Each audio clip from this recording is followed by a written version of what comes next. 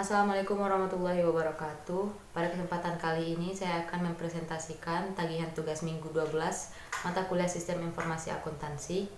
Sebelumnya izinkan saya memperkenalkan diri dahulu. Halo, saya Elza Mardian, NIM 200430888 dari program studi S1 Akuntansi Fakultas Ekonomi Universitas Negeri Padang. Lanjut saja kita masuk pada presentasi permasalahan 20.9 buku Romni halaman 750 sampai 751, di mana soalnya sejumlah bisnis biasanya memodifikasi atau mengganti sistem informasi keuangannya agar tetap selaras dengan pertumbuhan bisnisnya dan memperoleh keuntungan dari peningkatan TI. Hal tersebut memerlukan komitmen waktu dan sumber daya yang substansial. Ketika sebuah organisasi mengubah sianya, sebuah analisis sistem dilakukan. Yang diminta di sini yaitu A. Jelaskan tujuan dan alasan untuk melakukan survei atas sistem yang ada milik sebuah organisasi. Untuk jawabannya yaitu untuk mendapatkan pemahaman tentang sistem yang ada dan bagaimana fungsinya. Untuk menentukan batasan sistem saat ini, untuk menilai kekuatan dan kelemahan dari sistem yang ada, dan untuk mengidentifikasi masalah yang perlu diselesaikan. Untuk memberikan ide-ide desain dan untuk setiap sistem baru, dan untuk mengidentifikasi sumber daya yang tersedia, untuk memberikan informasi tentang kebutuhan informasi pengguna. Yang B yaitu jelaskan aktivitas yang umumnya dijalankan selama analisis sistem.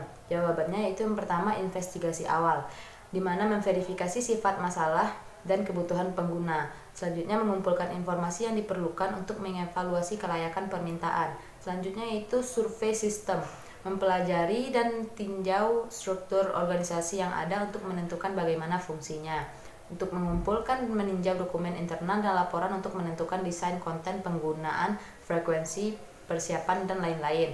Selanjutnya juga mengembangkan dan menggunakan formulir kuesioner untuk menentukan frekuensi pemrosesan, volume input atau output, dan informasi lainnya. Melakukan wawancara pribadi untuk mengonfirmasi dan memperluas data yang dikumpulkan dari kuesioner. Mengembangkan diagram alur, model, dan diagram untuk mendokumentasikan sistem yang ada. Mempelajari sumber data eksternal termasuk perusahaan yang mengembangkan atau memiliki sistem serupa. Konsultan yang mengkhususkan diri dalam setiap sistem, pelanggan, asosiasi perdagangan industri, dan lembaga pemerintahan tersebut. Amati kegiatan untuk menentukan bagaimana sistem benar-benar bekerja, bukan apa yang orang atau dokumentasikan katakan harus dilakukan. Selanjutnya yaitu studi kelayakan, melakukan penelitian untuk menentukan apakah akan melanjutkan proyek, kebutuhan informasi dan persyaratan sistem, mendefinisikan dan mendokumentasikan kebutuhan informasi pengguna, mendefinisikan dan mendokumentasikan persyaratan sistem baru. Selanjutnya itu laporan analisis sistem, dengan meringkas dan mendokumentasikan temuan aktivitas analisis. Yang C, analisis sistem sering dijalankan oleh sebuah tim proyek yang berdiri dari seorang analisis sistem, seorang akuntan, manajemen, dan orang-orang lain yang berpengetahuan dan dapat membantu. Apakah peran akuntan manajemen dalam analisis sistem? Jawabannya, sebagian besar pekerjaan analisis sistem dilakukan oleh orang-orang sistem. Namun akuntan manajemen merupakan bagian penting dari tim pengembangan dan akan membantu dalam memberikan informasi tentang berbagai aspek sistem termasuk diantaranya itu kebutuhan manajemen, untuk laporan yang diperlukan dan formatnya, persyaratan sistem, dokumen sumber yang digunakan, relevansi, keandalan dan ketepatan waktu data input atau output, kontrol internal yang ada dan harus dimasukkan ke dalam sistem baru atau didesain ulang. Untuk soal selanjutnya yaitu permasalahan 20.12 buku Romni halaman 752 sampai 753. Di mana soalnya sebagai berikut yang saya lampirkan.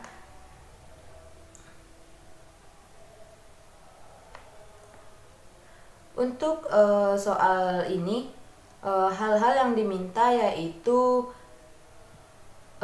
yang pertama A, apakah pemisahan besar dalam proses pengembangan sistem?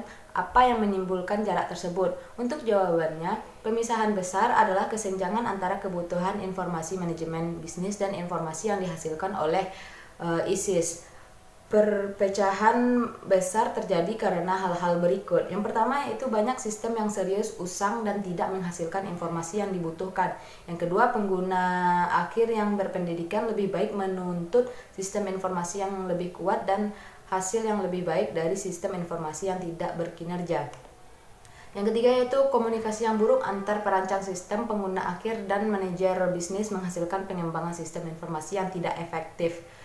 Selanjutnya pertanyaan yang B, apa yang akan Anda sarankan untuk menyelesaikan krisis informasi ini? Untuk jawabannya, yang pertama itu dalam desain sistem yang efektif adalah langkah pertama yaitu analisis bisnis menyeluruh untuk memahami bagaimana bisnis beroperasi dan bagaimana fungsi bisnisnya berhubungan.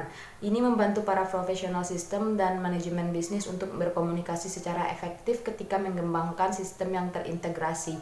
Yang kedua yaitu bisnis dapat mempekerjakan manajer dengan latar belakang sistem sehingga mereka yang dapat menjadi penghubung antara departemen sistem dan departemen keuangan dan akuntansi, membantu manajer bisnis untuk mengomunikasikan kebutuhan mereka dengan jelas. Para manajer ini harus bersedia untuk mampu terlibat dalam proses pengembangan IS. Lebih banyak keterlibatan dan interaksi antara staf sistem dan pengguna akhir. Pengguna akhir harus mengambil peran aktif dalam proses pengembangan. Secara khusus, desainer harus bekerja sama dengan pengguna akhir untuk menilai kebutuhan dan untuk mengembangkan solusi kerja tertentu. Pendekatan yang lebih terintegrasi untuk pengembangan sistem yang melibatkan semua pihak yang diperlukan seperti desainer, programmer, manajer bisnis, dan pengguna akhir. Manajemen harus menyediakan karyawan dengan pelatihan yang diperlukan untuk membuat sistem bekerja dengan benar. Selanjutnya pertanyaan yang C itu diskusikan peran seorang desainer sistem, manajer bisnis, dan pengguna akhir yang dapat diambil untuk mempersempit pemisahan besar. Untuk jawabannya yaitu perancang sistem dapat melibatkan pengguna akhir dan manajer dalam proses desain dan pengembangan. Ini mengurangi masalah perilaku yang terkait dengan sistem baru dan meningkatkan kemungkinan bahwa sistem akan memenuhi tujuan bisnis yang diinginkan. Mereka juga harus melakukan upaya bersama untuk memahami proses bisnis perusahaan. Manajer dapat mendukung upaya tim desain dan mendorong keterlibatan pengguna akhir dalam proses pengembangan. Selain itu, manajer dapat berkomunikasi secara teratur dan dengan mengembangkan sistem untuk memastikan bahwa sistem tersebut memenuhi tujuan bisnis. Pengguna akhir dapat membantu menjembatani kesenjangan besar dengan mengambil peran kooperatif dan interaktif dalam proses pengembangan. Untuk pertanyaan yang D yaitu siapa yang memainkan peran penting dalam pengembangan sistem yang efektif? Semua pemain. Untuk jawabannya, semua pemain di sini memainkan peran penting dalam proses pengembangan sistem. Krisis informasi sebagian besar merupakan hasil dari reaksi berlebihan pada analisis sistem untuk memenuhi kebutuhan manajer dan pengguna akhir tanpa kerjasama dan masuk mereka. Ini juga merupakan hasil dari analisis yang tidak meluangkan waktu untuk memahami proses bisnis di perusahaan mereka. Mungkin sekian, terima kasih pemaparan materi dari beberapa permasalahan pada buku Romni yang saya tampilkan pada kali ini. Saya akhiri, terima kasih. Assalamualaikum warahmatullahi wabarakatuh.